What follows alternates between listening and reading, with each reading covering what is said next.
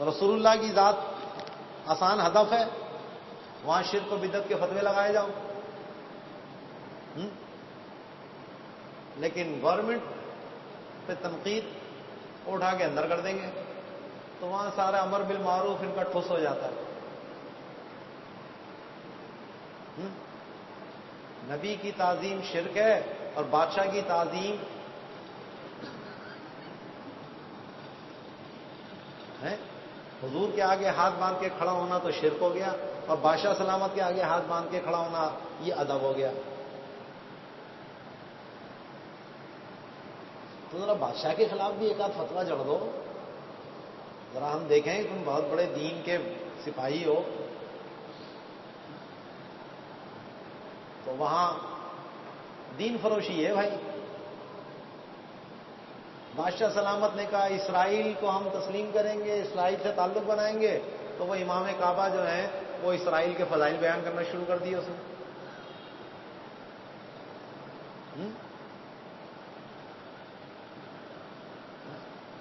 جی ہم تو نماز میں اسرائیلیوں پہ سلام بھیجتے ہیں. دلیل دیکھو، وعلی ابراہیم وعلی آل ابراہیم، یعنی یہ موجودہ اسرائیلی ہیں، ان پہ سلام بھیج رہے ہیں.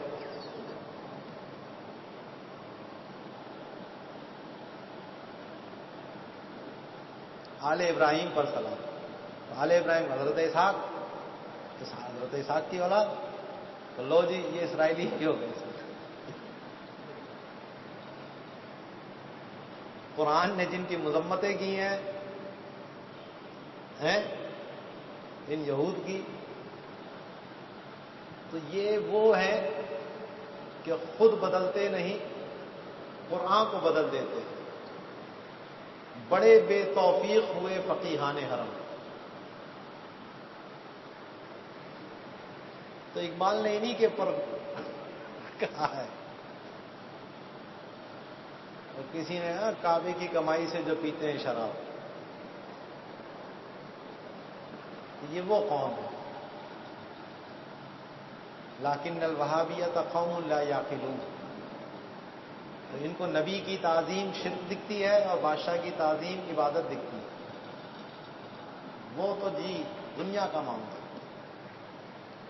تو خیر، تو یہ مشینی ذبیحہ وہاں بالکل عام ہے. آپ کو ہوٹلوں میں یہی کھانے کو ملے گا. تو اب دو طریقے ہیں، یا تو مرغی نہ کھاؤ، وہی مر جاؤ گے کیا مرغی کھائے بغیر. اچھا اکثر یہ مسئلہ مرغی میں ہی ہے. گائے میں اور بکرے میں عام طور پر ہاتھ سے ذبیحہ ہوتا ہے، اس میں اتنا مسئلہ نہیں ہے، لیکن مرغی میں زیادہ ہے. اچھا مرغی اب اتنی عام ہو گئی ہے کھانے میں، ہر چیز میں مرغی.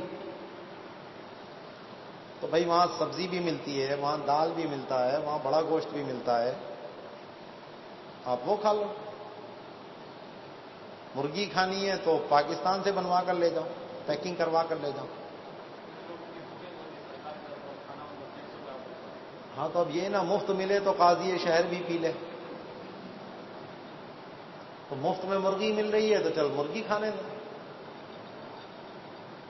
جیسے گورنمنٹ پیکج ہے نا، حج کا وہ تھا تو سرکاری کھانا تھا، تو اس میں مرغی بھی ہوتی تھی اور مزے سے کھاتے تھے.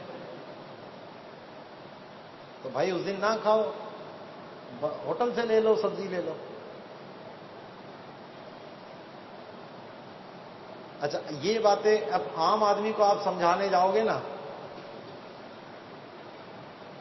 اب آپ حج پہ عمرے پہ گئے اور اپنے ساتھیوں کا نا ابے حرام کھا رہے ہو، یہ کر رہے ہو، وہ کر رہے ہو، تو وہ الٹا آپ کے پیچھے پڑ جائیں گے.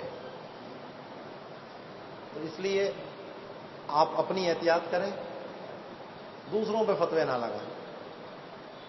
وہ جاہل ہیں، اب جہالت عذر ہے نہیں ہے، انہیں پتہ نہیں ہے مسائل کا، وہ تو یہی سمجھ رہے ہیں پاکستان کی طرح ہی سارا معاملہ ہوتا ہے، وہ کھا رہے ہوں. ان کو آپ روکو گے تو انہوں نے رکنا تو ہے نہیں، کیونکہ ظاہر ہے کہ اتنی احتیاط ہر ایک میں نہیں ہوتی. تو آپ خود اپنے آپ کو بچا لو. دودھ سے روٹی کھا لو، دودھ تو ملتا ہے نا، لبن. اور بہت سی چیزیں ملتی ہیں یار کھانے میں. تو یہ میں نے دیکھا ہے وہاں پہ بہت زیادہ.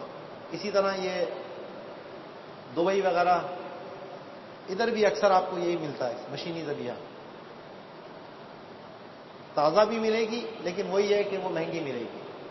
تو اگر گھر میں پکا رہے ہو کوئی جاننے والا ہے تو وہ اگر ہاتھ کا ذبیحہ والی مرغی کا کرتا ہے تو وہ ٹھیک ہے آپ کھائیں, ورنہ دوسروں کے گھر جا کے کھانے میں بھی احتیاط کریں. اس کو پہلے بولتے میں مرغی نہیں کھاتا میں, دعوت کر رہا ہے نا کوئی آپ کی, تو آپ اس کو پہلے ہی بول دو مرغی نہیں کھاتا. اچھا دوسرا وہاں ایک ہے البیک, جیسے ہمارے یہاں ہے نا KFC روسٹ کی ہوئی مرغی جو ہوتی ہے, تو وہاں ایسے ہی بروسٹ جو ہے وہ ایک مشہور ہے بروسٹ کی دکان البیک کے نام سے, اور بہت چلتی ہے وہ, ایسا لگتا ہے فری بٹ رہا ہے. تو وہ لطیفہ بھی مشہور ہے ہمارے یہاں کہ جب کوئی حاجی پاکستان سے جاتا ہے تو کہتا لبیک, جب وہاں پہنچتا ہے تو کہتا البیک, اور جب واپس آ رہا ہوتا ہے تو کہتا ہے میرا بیگ. کدھر ہے میرا بیگ؟ سب اپنا سامان ڈھونڈنے میں لگے ہوتے ہیں. تو وہاں پر آپ جائیں گے تو یہ البیک بہت ملے گا آپ کو کھانے.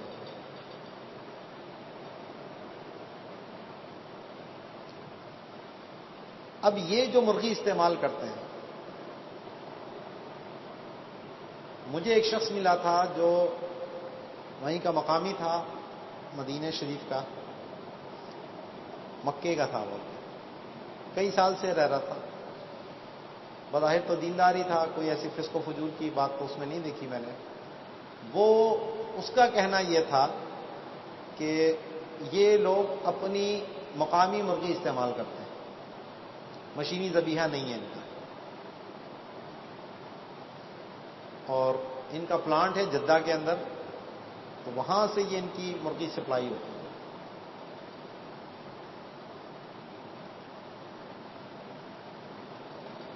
دیگر لوگوں کا کہنا یہ ہے کہ جی وہ یہ بھی مشینی ذبیحہ استعمال کرتے ہیں, لیکن اس کا کہنا یہ کہ میں وہاں پلانٹ میں گیا تھا تو وہاں ان کا باقاعدہ اپنا پلانٹ موجود ہے جہاں شرعی اعتبار سے اس کو ذبح کیا جاتا ہے مرغی. تو اس لیے البیک کے حوالے سے تھوڑا معاملہ نرم ہے, احتیاط کر لے تو اچھی بات ہے. تو البیک کا اگر کھانا ہی ہے تو اس کے چکن نیگٹس ملتے ہیں, فش نیگٹس, مچھلی, تو مچھلی کے ٹکڑے ہوتے ہیں, اس کو وہ ڈیپ فرائی کر کے بڑے مزے کے بنے ہوئے ہوتے ہیں, تو بندہ وہ کھا لے. ذائقے دار بھی ہوتے ہیں, طاقتور بھی ہوتے ہیں مچھلی, اور مچھلی میں کوئی ذبیحہ کا مسئلہ ہی نہیں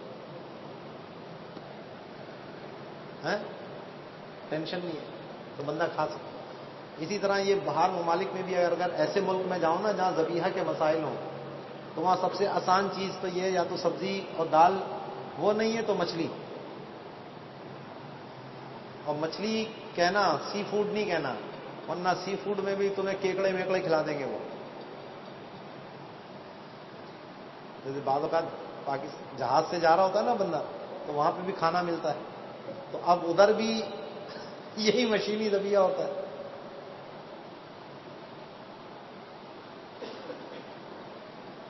وہاں تو یہ استعمال ہوتا ہے. تو ان کو یا تو آپ پہلے بول دیں ویجیٹیرین, جیسے یہ ہندو وغیرہ گوشت نہیں کھاتے تو ان کے لیے وہ سبزی والا کھانا الگ رکھتی ہے. تو وہ آپ ان کو پہلے سے ٹکٹ جب ہو تو وہاں لکھوا دیں ویجیٹیرین فوڈ, تو وہ آپ کے لیے سبزی والا استعمال کر لیں گے. اگر آپ نے سی فوڈ لکھوا دیا تو وہ پھر کیکڑے مکڑے بھی آ سکتے ہیں, تو اس لیے فش لکھوا.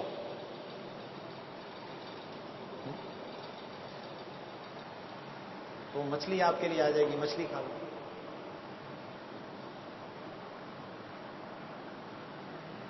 احتیاط کرنا چاہے انسان تو کر سکتا ہے، نہ کرنا چاہے تو اس کی مرضی۔